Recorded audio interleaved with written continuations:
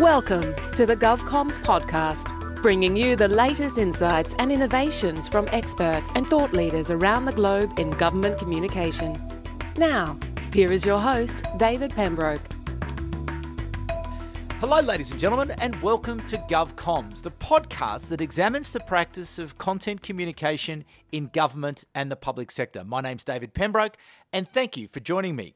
My guest today is Sree Sreenivasan, who is the inaugural Marshall Loeb Visiting Professor of Digital Innovation at Stony Brook School of Journalism. During the COVID-19 crisis, he has been hosting a daily global conversation with experts and helping people to adjust to this new virtual world. Sree is a leading social and digital media consultant and trainer, working with not-for-profits, startups, and companies from around the world. He served as the digital officer of New York City, the Metropolitan Museum of Art, and Columbia University, where he was a full-time professor of journalism for 20 plus years. Interestingly, he taught a course on entrepreneurship, or should I say entrepreneurship, at Columbia for 4 years with Ken Lerer, the co-founder of Huffington Post, the chairman of Buzzfeed, and the co-founder of the venture firm LererHippeau. In 2015, Sree was named by Fast Company as one of the 100 most creative people in business. And in 2010, he was named one of the 35 most influential people in social media by the Poynter Institute. I came across Sree through my wife and business partner, Anna, who is a fully paid up member of the Sree Sreenivasan fan club. She can't get enough of Sree and his podcasting and broadcasting. She thinks he's a genius, and he joins me now on the line from New York City. Sree, thanks very much for joining me on GovComms. Delighted to be here. I'm sorry we're meeting under these circumstances. We're in, as you know, the epicenter of the epicenter in New York, and it's tough days here, but we have great friends around the world, including in Australia. And as we watched you deal with the fires over the last year, now you're watching us burn in a different way. Yeah, Sree, it is devastating to watch, you know, New York, really the capital of the world, and for so many of us having been there and to see the life and the vitality, and then to now just see that the place is closed down and in the grip of this desperate pandemic. How has it changed New York in these very few short weeks since it really took hold? Well, one way to think about it is to look at our own home. My wife and I and our 17-year-old twins are in lockdown. And you can imagine, for everyone who's complaining about their toddlers or their 10-year-olds, how hard it is to control two 17-year-olds. And we have a dog, and our wonderful dog has been doing her part. She normally goes for 3 to 4 walks a day, and she's only now going for 2 walks a day. And that's because when you go out, it's sometimes absolutely crystal clear, beautiful, beautiful day, but if you know something is going to kill you, it feels like you're out in Chernobyl. There's something in the air. You don't know what it is. One mistake, you touch one wrong thing, you look at somebody the wrong way, and something bad could happen that you will regret the rest of your life. That's how scary it is. From the elevator buttons to going in the supermarket, everything feels like it's out to get you when, of course, it's not. But that's the feeling that we have in a city that thrives on connections and being people close to each other. And that's the vibrancy of New York. And now to see empty streets, you've seen Times Square when it's jammed with thousands of people, and then now you take any of the photographs and take a look, and you'll see it empty, empty, empty. And it's heart-wrenching to see, but we know we have to do that because that's the only thing that'll flatten our curve. I believe you've already flattened the curve in Australia. Things have been quite effective here in terms of the way that the government has managed. It's been a real collaborative effort from, the federal government and the state government, and they really have seemed to think very clearly and think very carefully, and then organise themselves in a way where they've kept a consistency to the decision making, And once they've made those decisions, people have fallen into line, and most everyone is practicing the social distancing. And anybody returning to Australia is going straight into isolation for a couple of weeks at the hotels, either in the ports where they're coming in through Sydney or Melbourne, and they're managing it very effectively, I think. And I think the population has taken a great sense of encouragement from that. And there isn't obviously the fear that you talk about here in Australia is that there is in New York. But as you talk to your friends about that fear, how is it manifesting itself in the way people are reacting to each other? Well, partly by not even looking at each other. When you're walking down the street, you have this feeling that it's best not to engage with the people around you. And the saddest part, again, is our dog, who loves meeting people, and we have to pull her back. But now increasingly people are doing that as well. And you may also have read about some of the confusion around masks in New York. The government in America said no masks, and then suddenly they said masks, please. And the president, while saying masks, please, he said, I won't wear a mask. And there's this cultural difference between the US and some parts of the world, especially East Asia, where you wear a mask because you are being polite by wearing a mask. Here, when people saw you wear a mask before this crisis, they presumed you were sick and you were trying to get me. Whereas in some cultures in East Asia, you're not wearing a mask is a sign is the opposite sign. So those are all the kind of, and I don't mean to laugh, but if you don't laugh, you'll just be crying because how tough it is to see what's happening. And America, which you kindly call the capital of the world, is also renowned for its healthcare system.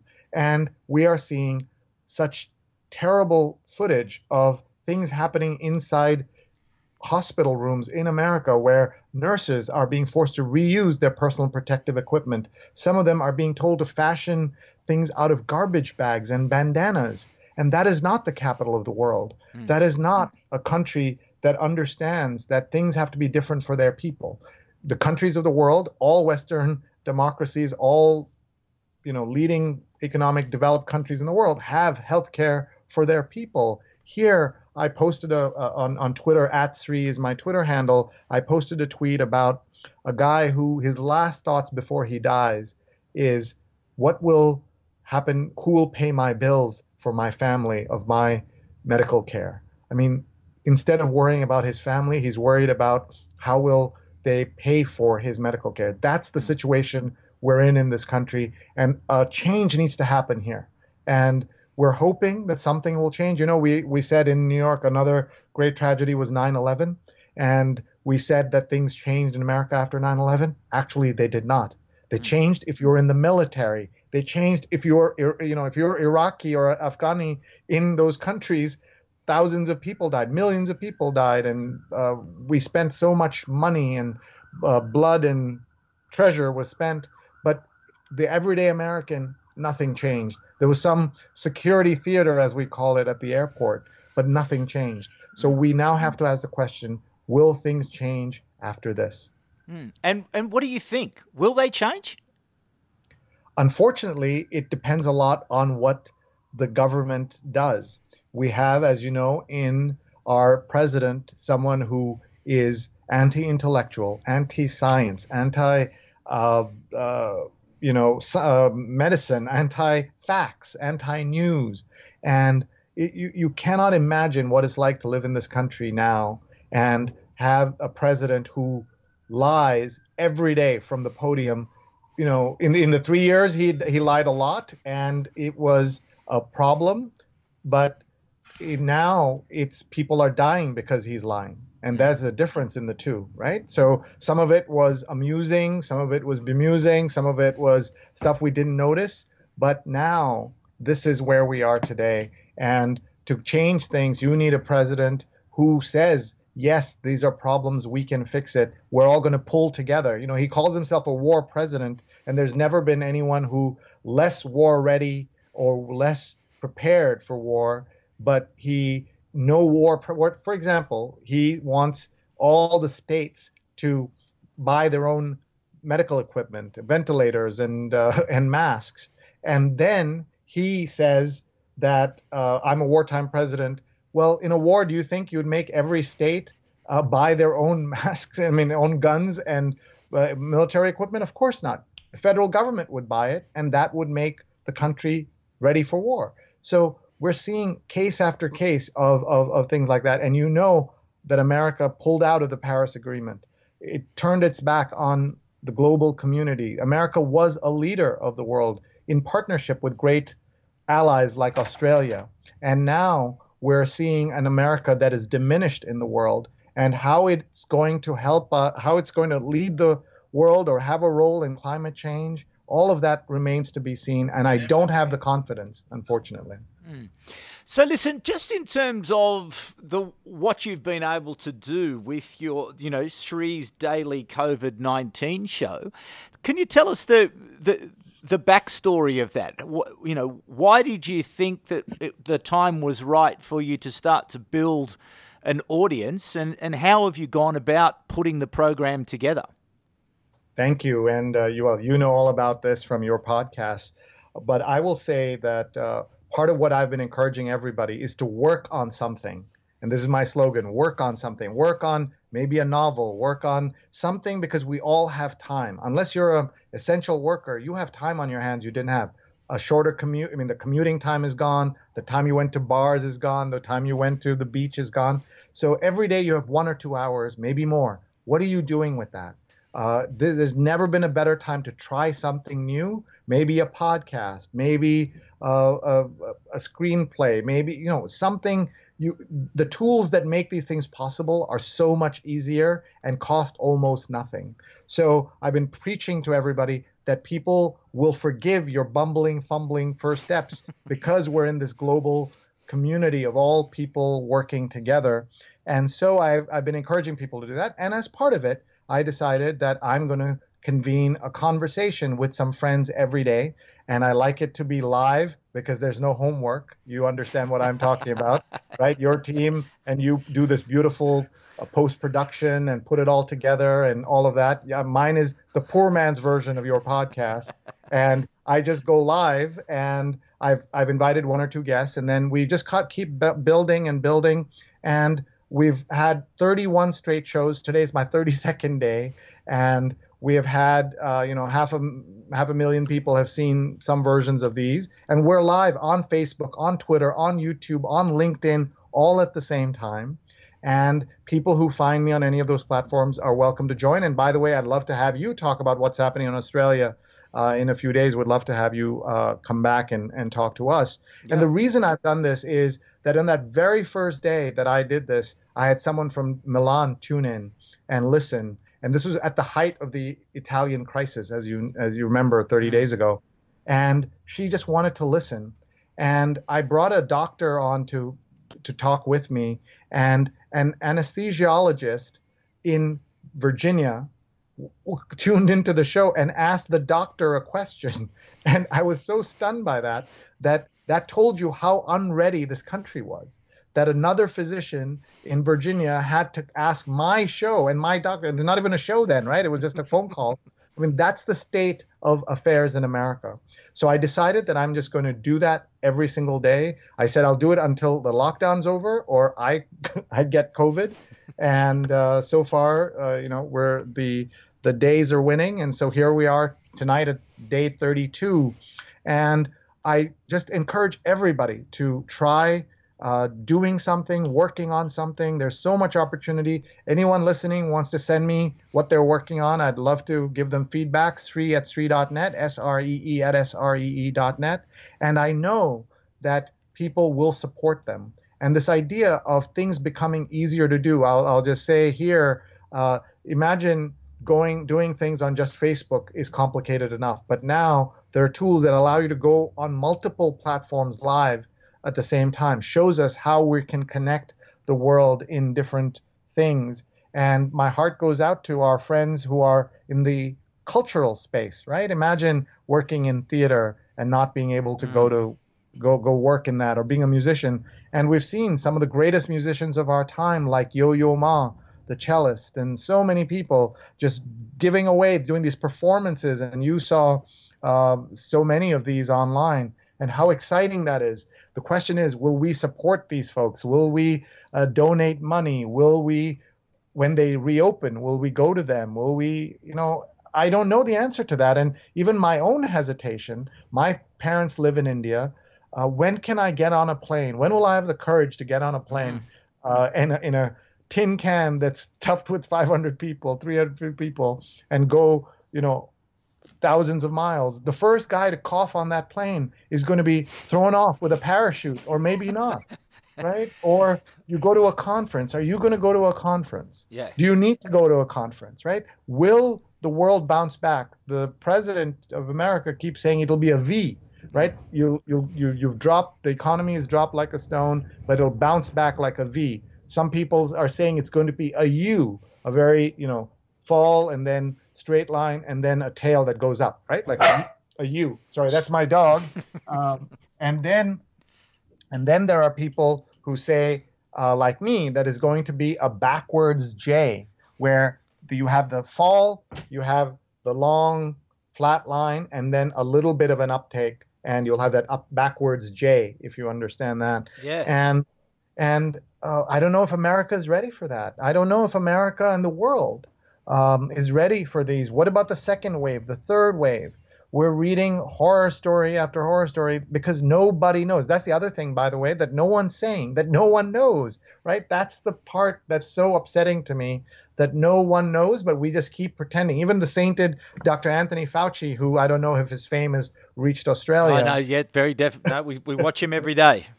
Yeah, we're praying for the 79-year-old guy who should be relaxing, and he's out there. And by the way, we have a president who retweets a fire Fauci hashtag, and then his staff says, "Oh no, that's not. Don't you're raising fake things by saying that." When the president retweeted fire Fauci. That's the world we're living in, and it's very scary. It's interesting, the universality of the concepts, because yesterday I went for a walk in a local beautiful park here in the capital of Australia, in Canberra, and those two points that you raised around creativity and imagination and what is going to come, what's going to be the dividend, was one topic of conversation I had with my wife, and the second one was that one about travel. And that sense of, when are you going to have the courage to go again? When is that risk going to be at such a point that you feel that you wanted, the benefit of what is there is going to be? But, I suppose it's an individual decision for every person. But I know, highly unlikely I'll be going anywhere anytime soon. And that's so sad, isn't it? Because that's what makes the world so great. We travel, we get on planes, we get out, we go out. That's all cool stuff that we get to do, and now we don't. I really like this idea of encouraging people to do things, because I think one of the things, and I've found it myself, I launched a new podcast last week, and I've got another idea for a new podcast, which I'm going to launch probably in the next 2 weeks.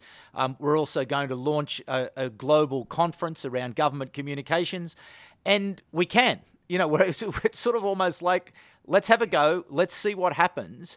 And that's great that you're encouraging people to do that. But if I could get a bit technical with you in terms of the way that you've gone about it, how do you plan the editorial side of your program? You're giving me too much credit. Editorial side of our program makes it sound like something that's real. But I understand what you're saying. And by the way, one of the things that has come out of this that is real is that as a alleged digital expert, people now see this and say, "Can you help us?" And so we have launched multiple other folks' shows. People have hired me to put together conferences, taken on in real life conference and turn it virtual. People have hired us to do other kinds of things as a result of it. So again, the value in a business for something like this is that people want to hear your stories. And we've been saying that you need to be doing storytelling for a very long time. And this is just an example of that.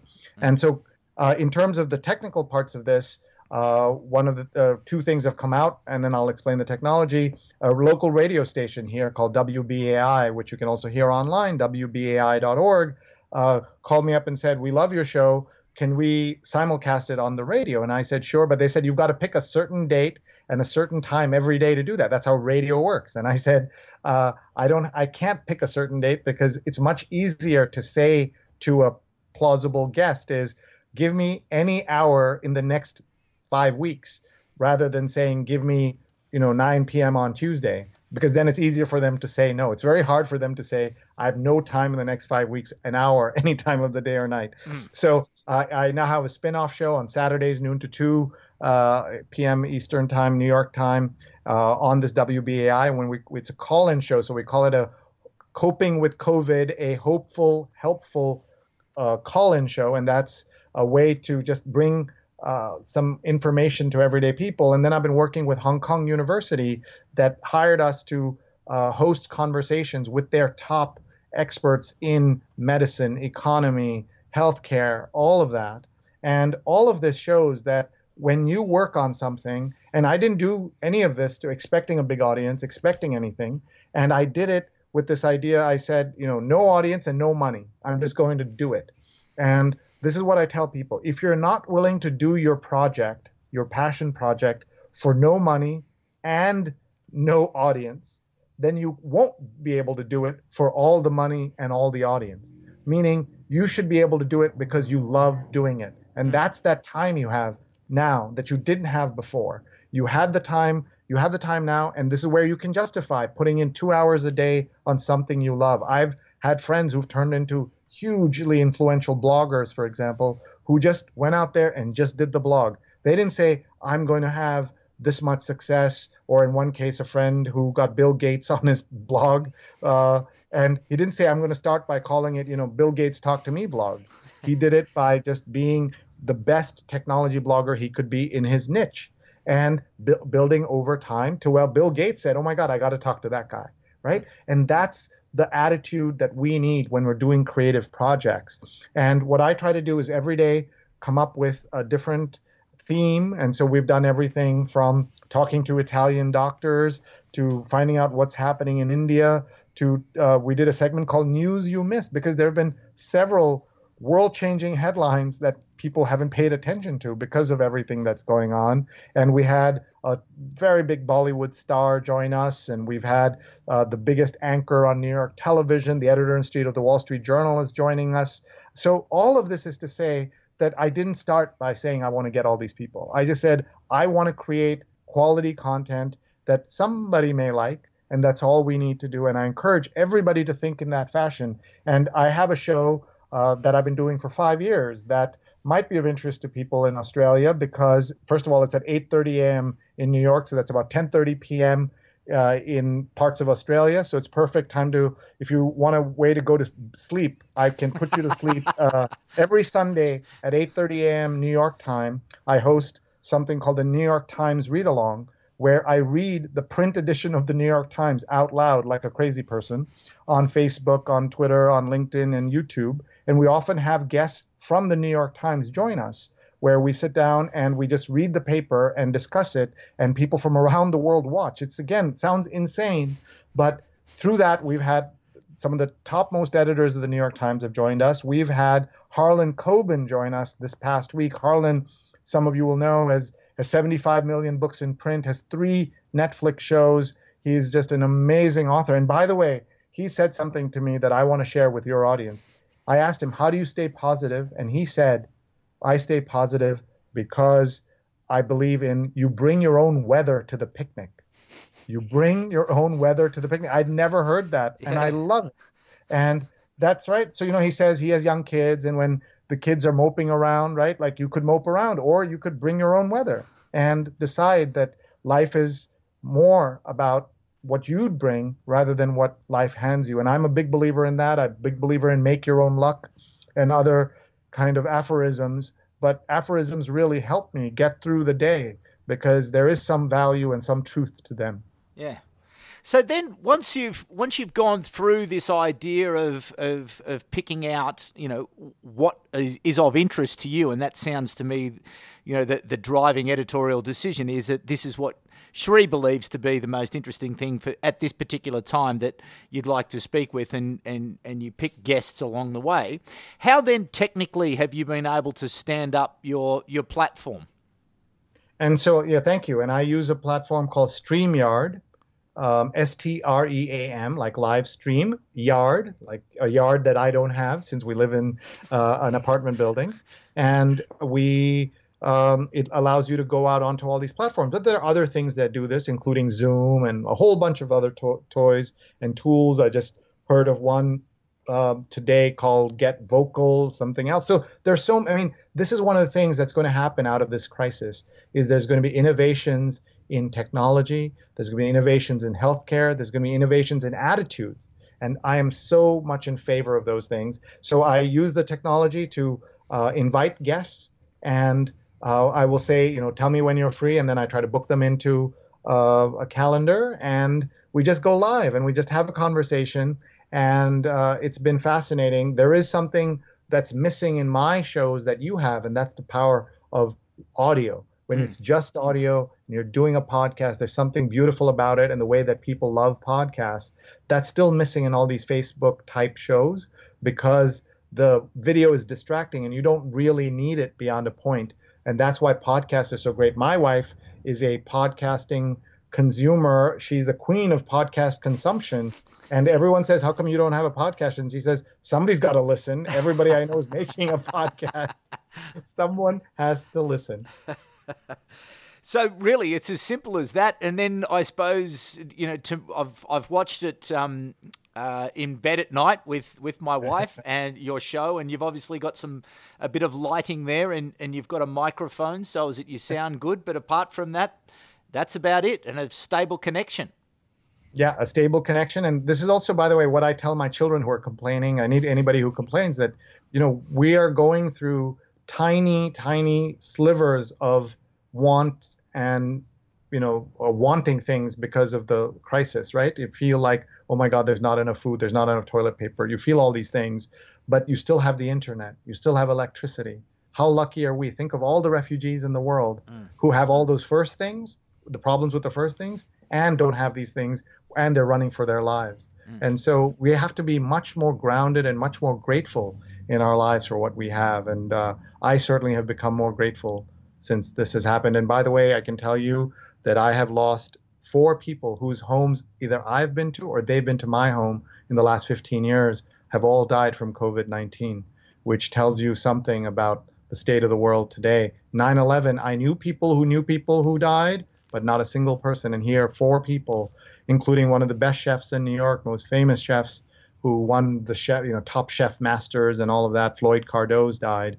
And that just brought everything, just the way in England, Boris Johnson ending up in the ICU made it crystal clear about that. And Australia connection, of course, is that Tom Hanks was in Australia when all of this went down. And that woke up people in America. If Tom Hanks, the everyday next door neighbor kind of guy, and there he was hosting Saturday Night Live from his house this past Saturday. It was a wonderful full circle on that story. But it's not over in America. But we love, everything about Australia. I've not been to Canberra in 30 years, but I was in Melbourne a couple of years ago, and I have a dear cousin there. So I hope to come back and spend time in your wonderful country. Yeah, well, we'll certainly look to welcome you here, Sree. But just a final question. This podcast is really a podcast for people who work in government communication and try to tell the stories of government. 99% of what government does, is trying to create a public good of sorts. And there are a number of great stories that have essentially been locked up for many years because of, perceived risk or fears, or let's not say this or let's not do that. But this particular environment we're in now is starting to break that open. And I think there's, the courage is being spread throughout, the bureaucratic arm of government around the world. What advice would you have for the storytellers who are in government trying to connect with communities, trying to explain what it is, the work that they are doing?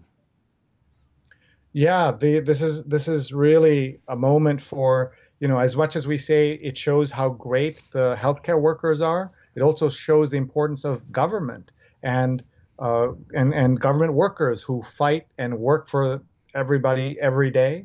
And I think it's really important that we be much more transparent and much more clear in what we're doing. I heard this from John Huey, who was the editor of Time Magazine and all the Time Magazine publications back in the day. And he said, in the real world, being clever is really important in the analog world. But in the digital world, clear is the new clever. Clear is the new clever. And I've absorbed that so much that I try to practice that in everything I do. And government communications, if it can be more clear, it will be more clever and more useful to everybody in the world. And I believe that strongly. Well, that is fantastic advice, and I've just written that down, and I'm going to put that above my desk, and I'm going to talk to my team about it tomorrow morning, about being clear. And certainly in the next little while, we'll look at that and see how we can bring that notion of clarity to our work. That's great insight. So, Sree, thank you so much for taking the time. I know you have got to get off, so if you can get to that 30-second program, good luck with it tonight. I'm sure it'll be another great program, and we're very grateful for you giving up some of your valuable time. Stay safe. I hope your family stays safe, and I hope things start to get back to normal sometime soon there in New York City. Thank you, and same to you, and looking forward to meeting you in New York or in Australia. And the connections between our people are so strong that I feel extra happy talking to you right now. Thank you very much, Sree Sreenivasan. And to you, the audience, thank you for coming back once again. Great conversation there by a wonderful communicator. So, and just think of that inspiration. Just think of that project that you've been thinking about. Well, there's no excuses. How simple is that setup? And that notion of don't go with expectation, go through passion and stand something up, have a go, see how it works, and stick at it over time, and you too can build an audience around that thing that is really important to you. I think that's just great inspiration there from Sree. So anyway, thanks for coming back again. We'll be back at the same time in 2 weeks' time, but for now, it's bye for now. You've been listening to the GovComms podcast. If you enjoyed this episode, be sure to rate and subscribe to stay up to date with our latest episodes.